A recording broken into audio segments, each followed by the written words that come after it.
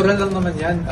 You will see naman sa lahat naman ng litigation, sa lahat ng trial proceedings, lalo na sa examination ng witness. Talagang magkakaroon ng mga objections ng bawat panig, lalong-lalo na sa tingin namin, leading yung question, because, for example, para lang sa alaman ng ating mga kababayan, pag ikaw ang nasa direct examination o kunwari ay yung prosecution today, ang ginagawa na sa direct examination, you cannot kasi lead the witness, meaning you cannot, usually, more often than not, the general rule is you cannot ask questions that are answerable by yes or no. Kasi parang, kumbaga, ikaw na yung sumasagot, ikaw na yung nag-testify, pinapakonfirm mo lang. No? Except for, syempre may exceptions pa rin dyan, yung mga preliminary matters, okay lang naman na yes or no. So, natural lang na may ganyang mga objections.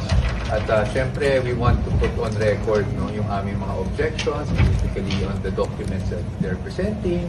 So, whether naman, nasa court naman yan, nakita niyo naman kanina, whether the objection is sustained or overruled. Sustained meaning pumapanig sa atin yung korte sa ating objection, or overruled meaning hindi nakakalusot yung objection natin.